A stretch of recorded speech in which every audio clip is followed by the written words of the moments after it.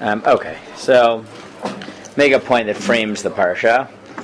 I've made it before, but I think it's a point worth making. One of the interesting things about Vayetze, really the end of Toldot going through Vayishlach, is that it is one giant chiasm. What is a chiasm?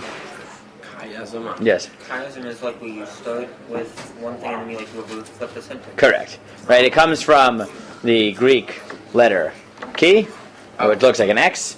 And then it's a literary structure, basically an ABBA structure, which is meant to draw focus primarily, usually to the center, right? That whatever is the center is the most important, or the and often it also draws attention to. Right? Sometimes you have an ABCBA structure, right? Sometimes you have an ABC B prime A prime structure. Right, meaning that you see development, right? So sometimes the structure isn't just meant to draw attention to what's in the middle, but to draw attention to the fact that you have similar things on the outside, but there's been development between them. Yeah, got it? So one of my favorite in Tanakh is Vayetze, because really Yaakov's life from the end of Toldot through the beginning of Vayishlach follows one giant structure like this, right? It's pretty evident. If you look at the end of Toldot, going to Vayetze, what's happening? What do you call it? Esau's kids. Well, they marries that woman. Well, in Yaakov's life. In Yaakov's life. Right before that. Well, or even right after that. What's he doing? Yaakov is in the process of running away from Esav. Right, he's leaving the land and running away from Esav. Yeah. Now, how does Vayishlach start off? Same thing. No, he's coming back. Right? Vayishlach. I mean, he's coming back. It's a prime, right? He's coming back and he's confronting Esav, who he still thinks wants to kill him. Right. But this time he's confronting him. Now, of course, what does he see as he is leaving? As he's leaving the country? What does he see, people? Remember. Famine? No. What does he see? Like a danger for him of people? No, when he's leaving the country. I'm thinking. Beginning of Vayetze. What does he see when he's leaving the country? It's not a dream. Right over you. Yes, it's the dream. Thank you. Oh. He had a dream of the Malachim going up, right? Going up and down. Now, what does he?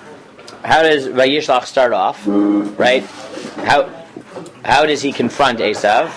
He sets out his plan. He's got the groups of. Vayishlach Yaakov Malachim. The first three words of Vayishlach, he sends Malachim, right? Which Rashi notes are two deil, either they're angels or messengers. But the point is the same word, right? He starts off, right? He leaves when he's running away from Esav. He sees Malachei Elokim Olim V'Yordim, and when he's going, he sends Malachim. Right? This should already point you into this direction. Right, then he has, right, once he gets to Lavan, so he has, I'm going to draw the general contours of this, but he gets to Lavan and he's deceived by Lavan, right? What happens on the way out? Oh, he takes the idols, Rachel takes the idols with her. Yeah, they deceive Lavan and leave, right? Right, he deceives Lavan on his way in, Lavan is deceived by him on the way out. Right, and we can go on and we can build this structure, and you'll see that this is actually one of those times where it's actually pretty neat that many of the features of his life on the way in are reflected on the way out. Now, you can build this one all the way down and figure out what exactly is the middle point of this chiasm and draw all types of interesting things, and it comes up somewhere in the middle, maybe around, I think, Naphtali, and people have drawn things from it, but I just want to make a broad point. Which is, what do I think the point is of this basic structure? I think, in a nutshell, it goes as follows. The Yaakov that we meet in the end of Toldot and Vayetze is a very passive personality. Right? He is told by his mother what to do. He's told by his father what to do. He allows himself to be deceived. He allows himself to be bullied and just run away from Esav. Right? He allows himself to be deceived more than once. Right? He gets deceived with the daughters. He gets deceived with the money. Right? And he may be a good person, but he is not a person who is capable of building a nation because he does not have charisma. I don't know if it's charisma. He doesn't have street smarts. He isn't tough. Right? He didn't have what it takes to build a nation. Right? It's not just enough to be a good person to build a nation. Right? You can't just be bossed around by everybody. You can't just be scared of everybody. Right? You can't just watch the angels going up and down. Right? Everything. He's a spectator. Right? He's a spectator and a follower. But he can't be. He is the third and final of the avod. He is going to build the nation. His children are the ones who lead. He's going to have to be the ones that tells them to leave Israel, give them the tools to come back. Right? That all hangs on his shoulders. He can't be that person. When you finish the parsha, he emerges.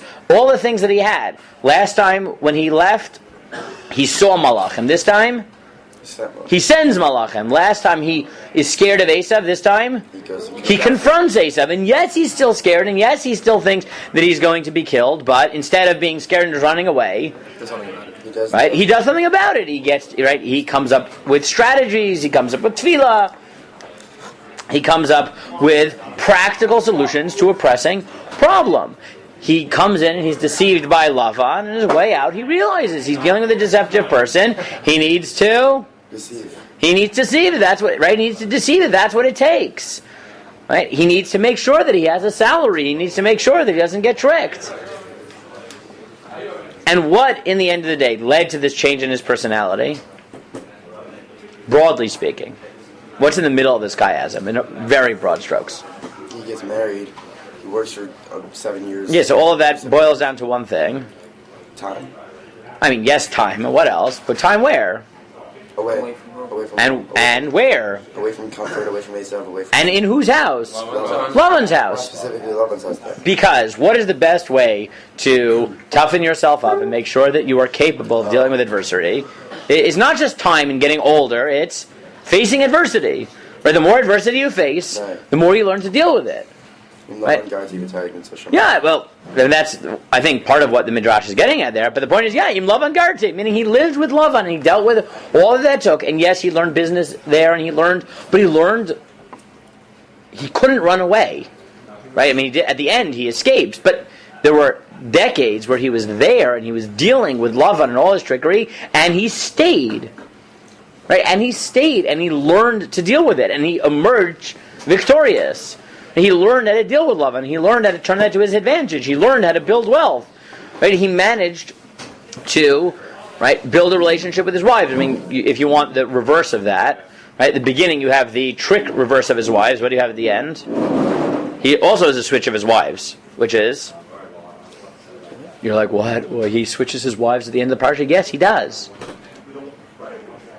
Like, as in when he adds in Bilhah and Zilpah? No.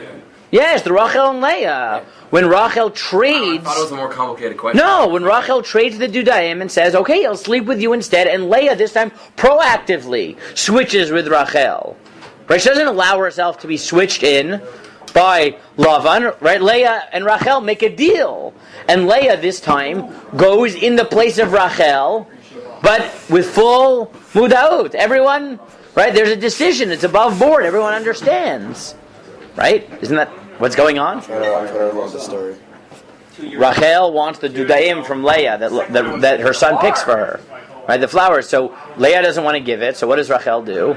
I'll trade with you. Yaakov was supposed to sleep with me tonight, to be in the tent with me tonight. You go. And Leah goes and confronts Yaakov and says, I bought you for tonight. Right, that's what she says, right? I know. Why do you think there's that language? How was last Like, night? Yeah, meaning it's because this is the marriage all over again. Right, there's going to be a switch again, but this time it's with full awareness of all the parties. Right, that they are in this together. They're both Yaakov's wife. They're dealing with it. Sometimes that means switching, but this time it's not loving calling the shots. It's Yaakov, and right, this is a redo. Right, this is Leah saying, I'm switching with Rachel, and Rachel said I could. Right, that is a switch. That is the same thing again, but this time without the deception, without the passivity. Right? And in the end of the day, what leads to this is, yes, part of it, the answer is time. Part of the answer is just experience. But part of it is, that's why he had to go to Lavan. Right? He had to go to Lavan because in order to emerge a toughened personality, he needed to go through a tough experience and learn to not run away and learn to contend with it. and he emerges the Yaakov. And then when you see at the end, he's doing all the same things, right? This time he's with the Malachim, but he's sending Malachim, not watching them.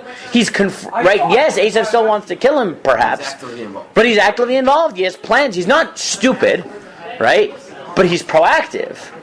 Right? He has street smarts. He's capable of not being just the spiritual father of the nation, but he has the ability to actually build it, to build a military, to build everything that he needs to actually be the practical father of a nation.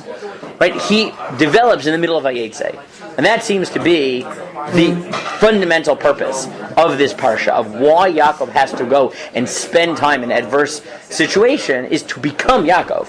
Or to really become, or to be fair, and this is, I think, the real way to summarize it, is to become who? It's called US. What? Yisrael. Why?